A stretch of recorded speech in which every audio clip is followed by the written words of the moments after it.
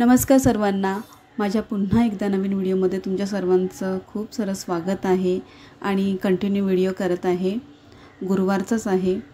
ऑफिसमधून सध्या मी गुरुवार असेल तर पूजा वगैरे करायची असते, थोडीफार जेवण भरपूर सारं करायचं असतं, त्याच्यामुळे मी उजेडातूनच निघते, नाही तर माझा रेग्युलर टायमिंगच असतो। तर नेहमीप्रमाणेच मी निघालेली आहे। आता घरी जाऊन मला फ्रेश वगैरे होऊन पूजा वगैरे करून घेणार।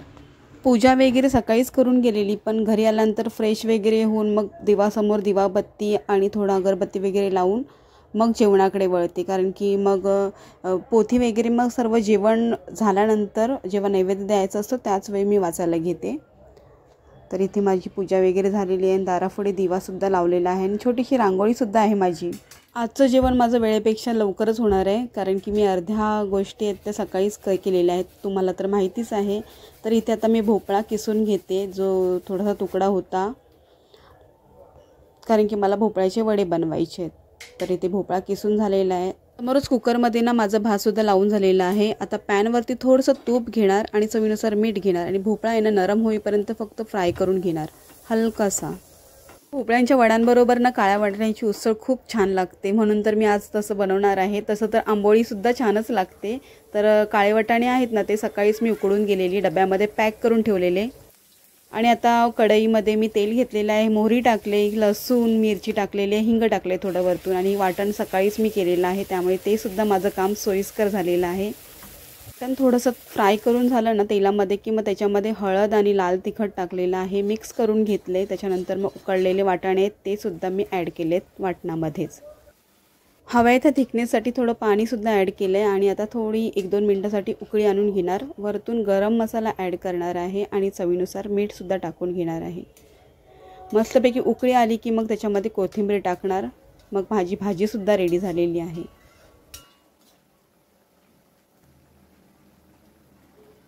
जी माझी झालेली आहे, आता दुसऱ्या शेगडीवरती तिला मी ट्रान्सफर करणार आणि दुसरीकडे आता डाळीला फोडणी देऊन घेणार, कारण की भाजी थंड झाल्यानंतरच मी दुसऱ्या बाउलमध्ये काढणार आहे। तर इथे सिंपल अशी मी डाळ बनवणार आहे, जशी नेहमी बनवते तशीच। जिरं मोहरी टाकून कढीपत्ता लसूण आणि जी मिरची टाकून हिंग टाकलेली आहे। आणि डाळ मी ह्यावेळी शेंगा टाकणार आहे डाळीमध्ये। लास्ट टाईमला मी वाटणाची डाळ बनवलेली, पण ह्यावेळी त्या शेवग्याच्या शेंगा आहेत त्या टाकून घेणार आहे। हळद टाकलेली टोमॅटोमध्ये आणि आता मूग डाळ आणि मसूर डाळ मिक्स आहे। डाळ टाकल्यानंतर ना मी पाणीसुद्धा टाकून घेणार आहे, पण जास्त पाणी टाकणार नाही आहे, कारण की जेव्हा शेवग्याच्या शेंगा टाकणार ना तेव्हासुद्धा मी पाणी ॲड करणार आहे आणि मीठसुद्धा तेव्हाच ॲड करणार आहे। आता एवढंच पाणी टाकून मी कुकरच्या शिट्ट्या करून घेणार आहे। 3 तरी शिट्ट्या होतील ह्या कुकरच्या शिट्ट्या होत्यात तोपर्यंत भोपळ्याचा जो किस होता तो सुद्धा थंड झालेला आहे। आता त्याच्यामध्ये ना मी पीठ मळून घेणार आहे। तर भोपळ्याचा किस हा एकदम थंड झाला आहे। त्याच्यामध्ये मी गव्हाचं पीठ आणि तांदळाचं पीठ घेणार आहे। तर इथे 1 वाटी मी गव्हाचं पीठ घेतलेलं आहे, तर पाऊण वाटी मी तांदळाचं पीठ घेतलेलं आहे। इथे तांदळाचं पीठ आपण जास्तही घेऊ शकतो। आणि मीठ आणि थोडंसं तूप वगैरे मी आधीच टाकलेलं, त्याच्यामुळे मीठ वगैरे मी आता काही टाकणार नाही आहे। फक्त हे मिश्रण आहे ना ते पिठामध्ये व्यवस्थितपणे मिक्स करून घेणार आहे आणि थोडं पाणी टाकून, एकाच वेळी पाणी नाही टाकणार आहे, थोडं पाणी टाकून ना व्यवस्थित असा गोळा करून घेणार आहे, जो जास्त कडक पण नको आहे जास्त नरमसुद्धा नको आहे, मीडियम असा। इथे माझं पीठ मळून झालेलं आहे। आता त्याला ना थोडंसं तेलामध्ये आणखीन थोडं मऊ एकदम मळून घेणार, म्हणजे आणखीन थोडं नरम होऊन जाईल आणि थोडा वेळ त्याला रेस्टसाठी ठेवणार। बाकीची तोपर्यंत कामं करूनच घेणार मी। पीठसुद्धा मळून झाला तर ते साईडला ठेवलं आणि इथे गाजरचा किस आहे, तो मी सकाळीच किसून ठेवलेला होता, पॅक करून ठेवला होता फ्रीजमध्येच। त्याला आता पॅनमध्ये मी घेतलेला आहे आणि थोडंसं वरतून ना तूप टाकणार आहे, तुपामध्येच थोडं नरम होऊन देणार आहे। लोकांना गाजरचा हलवा डायरेक्ट तुकडे करून कुकरमध्येच करतात, त्यातला मला प्रकार बिलकुल आवडत नाही, अजिबात आवडत नाही। मला हे गाजरचा हलवा ना ट्रेडिशनल पद्धतीनेच केलेला आवडतो, त्यामुळे खूप वेळ जातो, पण गाजराची चव ही ह्या प्रकारे तुम्ही जर बनवून बघाल ना तुम्हाला कळेलच, कारण की माझ्या घरामध्ये तर मी ह्याच प्रकारे बनवते गाजराचा हलवा।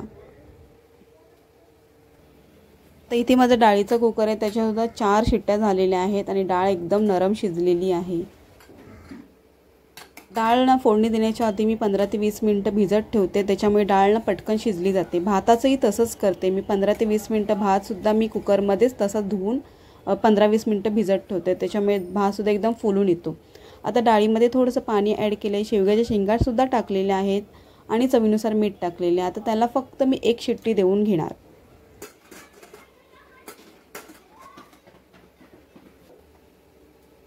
कुकरची माझी एक शिट्टी झालेली आहे आणि मी पूर्ण हवा जाईपर्यंत वाट नाही बघितली, फटकन त्याच्या हातानेच हवा काढली कुकरची आणि लगेचच त्याच्यामध्ये ओलं खोबरं टाकले थोडंसंच आणि कोथिंबीर टाकले वरतून। माझी इथे डाळसुद्धा रेडी झालेली आहे। एकदम सिंपल पद्धतीमध्ये ही डाळ होते, पण खायला एकदम टेस्टी लागते आणि ह्यापेक्षा कम्फर्ट फूड कोणतंही नाही आहे। गाजराचा हलवा माझा एकदम कोपऱ्यामध्येच रेडी होतोय शांतपणे, तोपर्यंत माझी बाकीची कामं एक साईडला होतच चालली आहेत। तर गाजराच्या हलव्यामध्ये ना मी कोणताही खव्याचा किंवा माव्याचा वापर करत नाही, फक्त दूध आणि दुधावरची साय, त्याच्याने तुम्हाला मार्केटपेक्षा पण इवन नंबरला गाजराचा हलवा रेडी होतो। मिठाईच्या दुकानामध्ये सुद्धा हलवा मिळतो, पण कंपॅरिझनली बघायला गेलं तर खूप कॉस्टली सुद्धा असतो आणि क्वांटिटी खूप कमी असते। आणि घरामध्ये जो बनवतो आपला क्वांटिटी खूप जास्त असते आणि कॉस्ट खूप कमी असते आणि आपल्या हवे ते मटेरियल टाकू शकतो, जसं तूप आहे, दूध आहे, आपल्या मनावरती असतं। जेवणाची 100 पटीने चव वाढवणारी मिरची आहे ही। मिरचीच्या मी उभ्या स्लाइस करून घेतलेल्या, त्याच्यामध्ये ओलं खोबरं, थोडीशी हळद आणि मीठ टाकलेलं आहे, दुसरं काहीही टाकलं नाही आहे। आणि ह्याची मी फोडणी देणार आहे, कारण की ही मिरचीची जे बनवणार आहे भाजी जे पण काय आहे ते मीच खाणार आहे फक्त। आणि ते सकाळीच मी जे कोथिंबीर वडीचा रोल वाफवून घेतला होता, त्याच्यात आता मी वड्या तळणार आहे। चला आता मी भोपळ्याचे वडे करून घेणार। एवढं सगळं करेपर्यंत माझं पीठ आहे ते थोडंसं हलकं पातळ झालं, तर आता ह्याच्या मी वडे म्हटल्यानंतर पुऱ्याच असे करून घेणार आहे, एकाच शेपमध्ये अशा। गोळा घेऊन चपातीसारखं लाटून घेणार, जास्त पातळ पण नको आहे, जास्त जाड पण नको आहे, म्हणजे मस्तपैकी भोपळ्याचे वडे अगदी गरगरीत फुगून येणार वर। तरी ते एका साचा घेतला, त्याच्यामध्ये 4च येत आहेत। आणि तिथे बघा समोर तुम्ही सुद्धा घाबराल, मी सुद्धा घाबरलेले एडिटिंग करताना। छोट्या छोट्या मुली आहेत, त्या लाईट चालू होते त्याच्यामुळे बघायला आल्या आणि नेहमीच येतात त्या। कढईमध्ये तेल आहे ते मस्तपैकी आधी गरम फास्ट गॅसवरती गरम करून घेतलं, त्याच्यानंतर मीडियम फ्लेम ठेवलेली आहे आणि मस्तपैकी असे गरगरीत फुलून आलेले आहेत पहा वडे। पुन्हा एकदा गाजराच्या हलव्याकडे वळले आहे।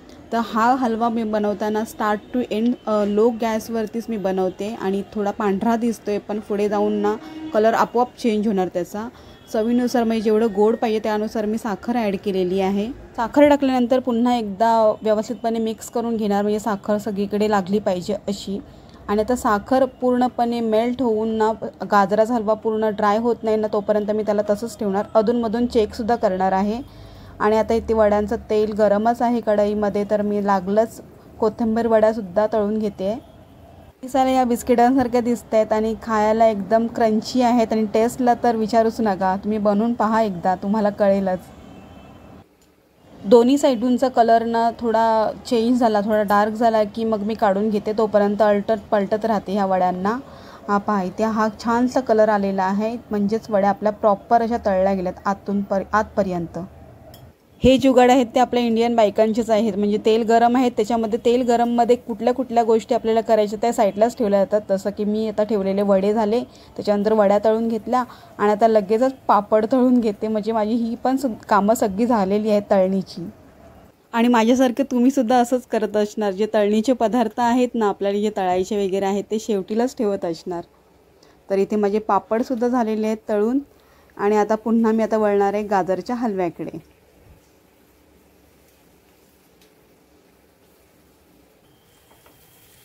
आता ह्या गाजरच्या हलव्यामध्ये साखर आहे ती पूर्णपणे गाजराच्या हलव्यामध्ये एकदम एकजीव झालेली आहे आणि जे तूप आहे ते दिसते तुम्हाला, तूप आहे ते सुद्धा सेपरेट, म्हणजे थोडंसं तूप सोडायला सुरुवात झालेली आहे। तर याच्यामध्ये चवीनुसार वेलची पावडर टाकून घेणार आहे, जेवढी पाहिजे तेवढी, आणि पुन्हा एकदा मिक्स करून घेणार। तर शेवटचं काम, तुपामध्ये ड्रायफ्रूट्स आहेत ते तळून घेतलेले आहेत आणि ते गाजरामध्ये मी ॲड केलेत। कोणतंही स्वीट बनवताना मी ड्रायफ्रूट्स आहेत ते हे असेच वरतूनच टाकते, कारण की त्याच्यामुळे ना त्याचा क्रंचीनेस आहे ना तो दाताखाली येतो आणि स्वीट आहे ते आणखीन छान लागतं। तरी ते गाजरचा हलवासुद्धा रेडी झालेला आहे आणि केवढा होता आणि केवढंसं झालं पहा, पण होममेड आहे। आता इथे कढई गरमच आहे, थोडंसं तेल मी काढलेलं आहे साईडला आणि आता त्याच्यामध्ये मोहरी आणि हिंगाची फोडणी दिलेली आहे आणि त्याच्यामध्ये मिरच्या ॲड करणार।